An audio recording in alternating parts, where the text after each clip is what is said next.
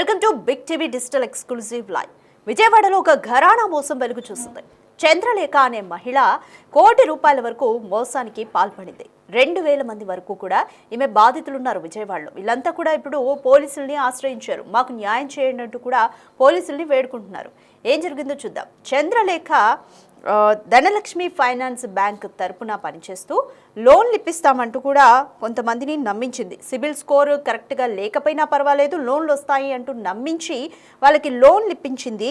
అయితే లోన్లు ఇప్పిస్తానని బాధితుల్ని మోసం చేసింది. భవానీపురం పిఎస్లో బాధితులంతా కూడా దీనికి సంబంధించి ఫిర్యాదు చేశారు. చంద్రలేఖది గుంటూరు జిల్లా ఫిరంగిపురం మండలం తాళూరుగా తెలుస్తుంది. ధనలక్ష్మి ఫైనాన్స్ బ్యాంక్ తరపున ఆమె లోన్లు ఇప్పిస్తానంటూ కూడా బాధితుల్ని కలిస్తూ ఆమె ఏం చూస్తుందంటే గొల్లపూడిలో 50 మంది దగ్గర అంటే లోన్లు ఇప్పిస్తాను, సిబిల్ స్కోర్ మీకు తక్కువ ఉంది కాబట్టి లోన్ ఇప్పిస్తాను, దీనికి మీరు కొంత మాకు ఏదైనా డబ్బు ఇవ్వాలి అంటూ కూడా ఆమె అలా 50 మంది దగ్గర డబ్బుల్ని వసూలు చేసింది. ఇది ఒక్క గొల్లపూడిలో జరిగింది.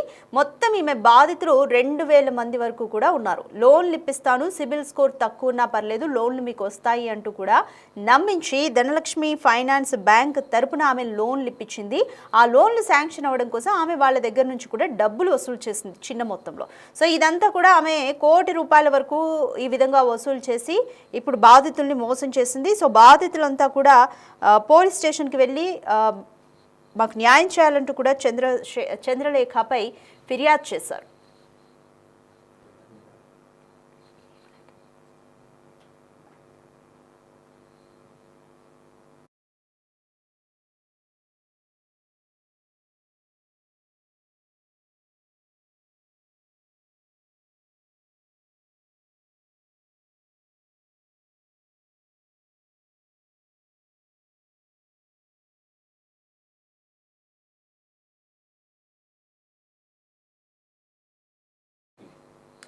చంద్రలేఖది గుంటూరు జిల్లాకు చెందిన ఫిరంగిపురం మండలం తాళ్ళూరు అనే గ్రామంగా తెలుస్తుంది. అయితే గొల్లపూడిలో 50 మంది దగ్గర కూడా డబ్బులు వసూలు చేసింది. వాళ్ళకి లోన్లు ఇప్పిస్తానని చెప్పి కూడా మోసం చేసిన ఘటన, అయితే ₹1 కోటి వరకు కూడా వసూళ్లు చేసి మోసం చేసిన ఘటన అయితే వెలుగులోకి వచ్చింది. సో దీనికి సంబంధించి ఒక లెటర్ కూడా ఉంది, అదేంటో చూద్దాం.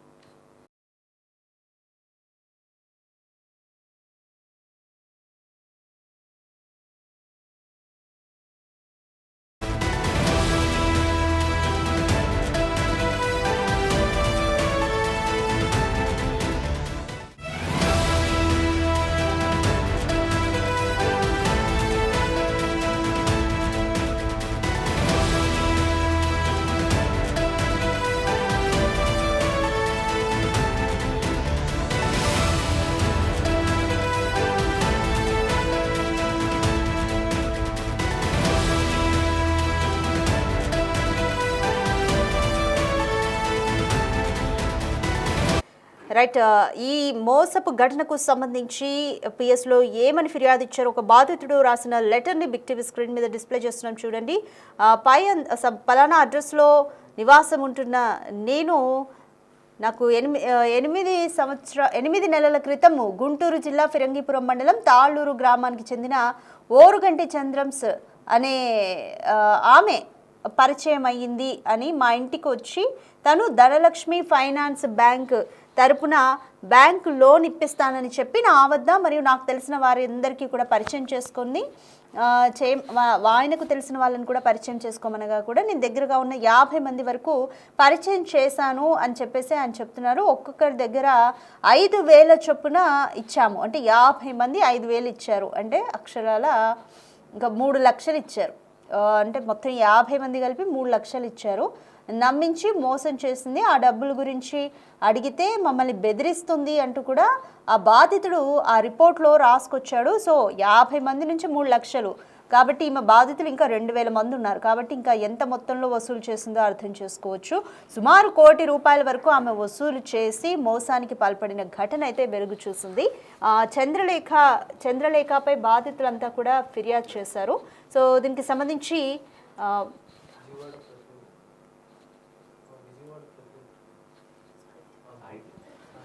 దీనికి సంబంధించి మోర్ డీటెయిల్స్ మా ప్రతినిధి సాహిత్య అందిస్తారు. విజయవాడలో భారీ మోసం వెలుగులోకి వచ్చింది. ఒక కిలాడి లేడీ ఏదైతే చిట్టీల వ్యాపారం అంటూ కూడా అందరి దగ్గర ₹1 కోటి కుచ్చుటొప్పి పెట్టిన పరిస్థితి కనపడతా ఉంది. బాధితులందరూ కూడా భవానీపురం పోలీస్ స్టేషన్ వద్దకు వచ్చి అయితే కంప్లైంట్ ఇవ్వడానికి ప్రయత్నించారు. ఎఫ్ఐఆర్ కూడా నమోదైంది. బాధితులందరూ కూడా ఆవిడ మీద కంప్లైంట్ ఇవ్వడానికి వచ్చిన నేపథ్యంలో అయితే కనుక అక్కడ ఎంతమంది చాలామంది వరకు అంటే ఇప్పటివరకు దాదాపు 20-50 మంది కూడా స్టేషన్ వద్దకి వచ్చిన పరిస్థితి కనపడతా ఉంది.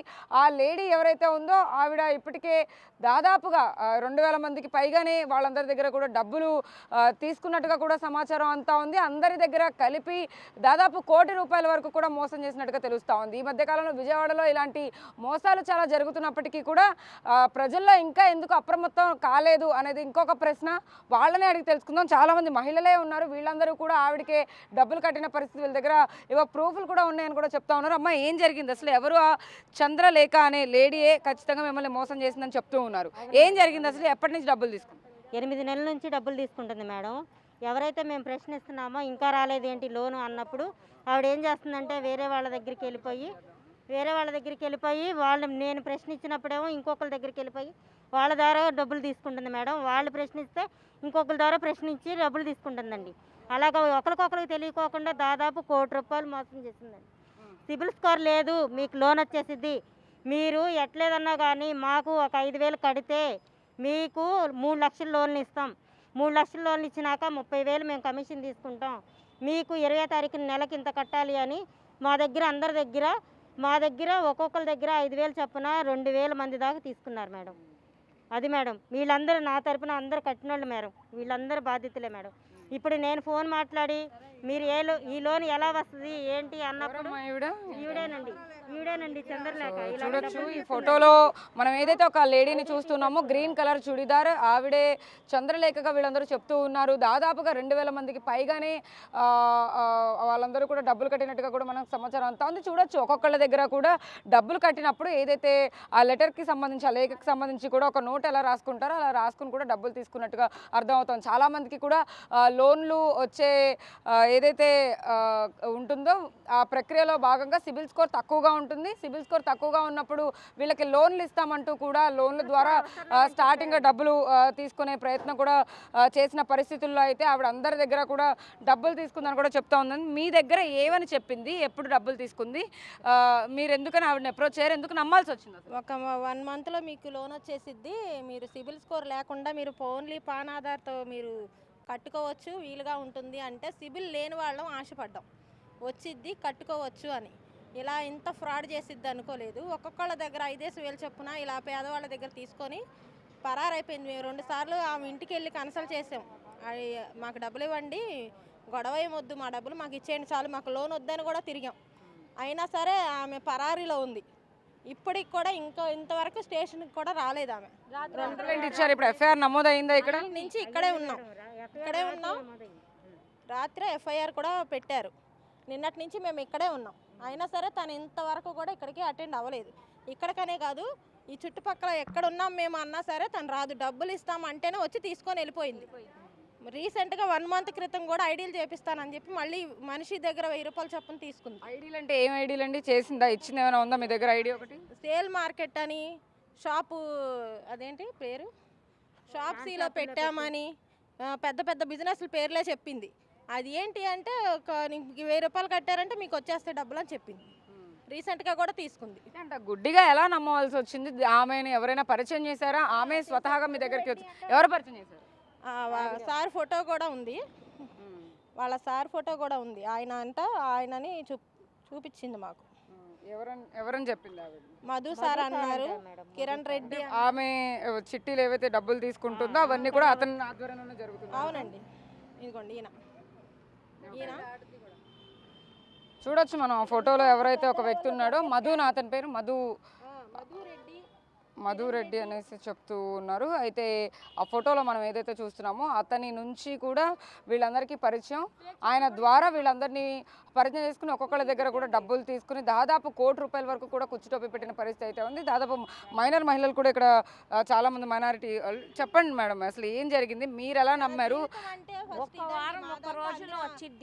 నిన్నటి నుంచి మేము చేసిన సర్వేలో మాకు తెలిసింది ఏంటంటే తన జీవితం ఇది.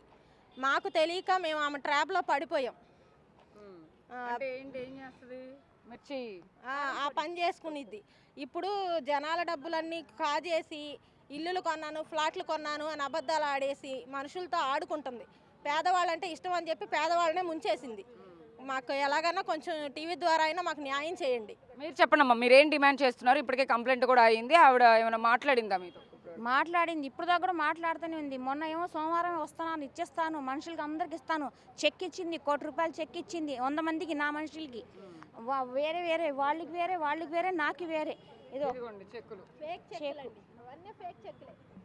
చూడొచ్చు చెక్ని మనము అబ్జర్వ్ చేస్తే కనుక చంద్ర లేఖ అని చెప్పి కూడా ఇక్కడ సిగ్నేచర్ ఉంది. ఇదంతా ఫేక్ చెక్ అని కూడా వాళ్ళు చెప్తూ ఉన్నారు.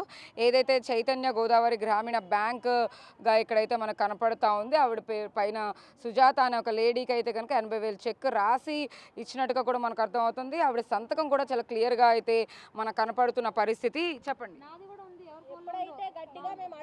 20,000 వేసేయండి, 30,000 వేసేయండి, ఇప్పుడు అయిపోతుంది. ఇప్పుడే మనిషికి 20,000 30,000 అలాగలాగాలని ఎంతమంది జనాభా అయితే చాలా మంది ఉందండి. నా మనుషులు ఒక్కరు బయటికి రారు. నేను ఒక్కదాన్ని వాళ్ళందరి మీద, నేను ఒక్కదాన్ని ఏం చేయాలి? నాకు భర్త కూడా లేడు. అమ్మ ముండే ఏమో ఇస్తానని నాకు అలా ముంచింది. 50 లక్షలు వచ్చేస్తాయి, ఇప్పుడు వేస్తాను, రేపేస్తాను, ఇలాగని అసలు మాయే తినేసింది. ₹1,00,00,000 మాయే తినేసింది. పోలీసులు ఏమంటున్నారు? కంప్లైంట్ తీసుకున్నారు. రాత్రి పెట్ట బ్లాంక్ చెక్కులు కూడా చూడొచ్చు మనం. వీళ్ళతో బ్లాంక్ చెక్కులు కూడా ఇచ్చిన పరిస్థితి అయితే కనపడతా ఉంది. అందరికీ కూడా సేమ్ చైతన్య గోదావరి గ్రామీణ బ్యాంక్గా ఏదైతే బ్యాంక్ ఉంటుందో ఆ బ్యాంక్ చెక్కులు అందరినీ కూడా పంచిన పరిస్థితి. 80,000 ఒక చెక్కులో అయితే మిగిలినవన్నీ కూడా బ్లాంక్ చెక్కులుగా కూడా మనకు కనపడుతున్నాయి. బాధితులంతా కూడా కోరుకుంటుంది ఒకటే ₹1,00,00,000 చెక్ కూడా ఇచ్చిందని చెప్తుంది. బాబుని తీసుకుని మరీ వచ్చారు ఇక్కడికి. మీ దగ్గర నుంచి ఎంత వసూలు చేసింది? మా దగ్గర కూడా సేమ్ 5,000 చొప్పున ఒక 20 మంది 30 మంది నేను పెట్టించాను. ఒకళ్ళ దగ్గర ఒకళ్ళు అలా మేము 80 మంది మా వాళ్ళే. అలాగన్నా అందరికి ముంచింది. ఇదిగో ఇస్తా అదిగో ఇస్తా అని అసలు ఇవ్వట్లేదు. కేసు పెట్టాము, ఇప్పుడు దాకా రాలేదు. నిన్న వాళ్ళ ఆయన వచ్చారు మాతో పాటు, న్యాయం చేస్తా అన్నాడు. ఏమి న్యాయం చేయలేదు మాకు.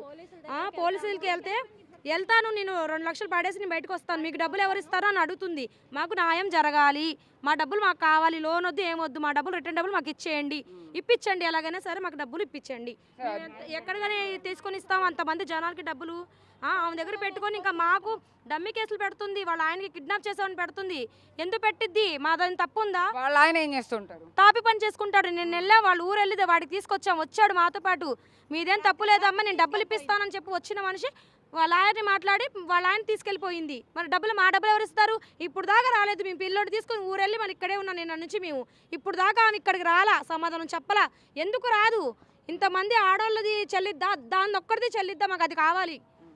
సో అది పరిస్థితి. లోన్లు ఇస్తామంటూ కూడా మోసం చేస్తూ వాళ్ళ దగ్గర నుంచి డబ్బులు అయితే వసూలు చేసిన పరిస్థితి కనపడతా ఉంది.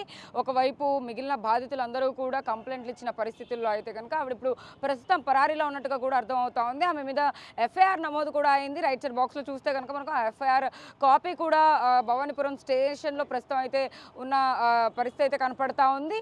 లోన్లు తీసుకునేటప్పుడు అందరూ చాలా జాగ్రత్తగా ఉండాలి. ఎందుకంటే సిబిల్ స్కోర్ లేకపోతే ఎవరికి కూడా లోన్ తీసుకునేటటువంటి అర్హత ఉండదు. ఎవరైనా వచ్చి మీకు సిబిల్ స్కోర్ లేకపోయినా పర్వాలేదు, ఇంత డబ్బులు కట్టండి అని ఎవరైనా అప్రోచ్ అయితే కనుక ఇలా మోసపోకుండా ఉండడానికి ఖచ్చితంగా ఇది ఒక ఎగ్జాంపుల్ అని చెప్పొచ్చు. విజయవాడలో ఇప్పటికే చిట్టీల వ్యాపారాలతో అందరినీ మోసం చేస్తూ కూడా అనేక కేసులు వచ్చినప్పటికీ కూడా ప్రజల్లో కొంత ఏదైతే రియలైజేషన్ అయితే ఇంకా రానట్టుగా కూడా మనకు అర్థం అవుతుంది. ఎందుకంటే ఆడవాళ్ళు ఇంట్లో ఉంటారు, అలా అని చెప్పి వాళ్ళనే మోసం చేయొచ్చు అని టార్గెట్ చేసే కొంతమంది కిలాడి లేడీ మహిళలు ఇలాంటి చంద్రలేఖలు కూడా ఉంటారు. కాబట్టి అందరూ కూడా ఖచ్చితంగా అప్రమత్తంగా ఉండాలంటూ కూడా బిగ్ టీవీ తరపున మేము కూడా చెప్పే ప్రయత్నం అయితే చేస్తున్నాము. వీడియో జర్నలిస్ట్ సాహిత్య బిగ్ టీవీ విజయవాడ భవానీపురం నుంచి.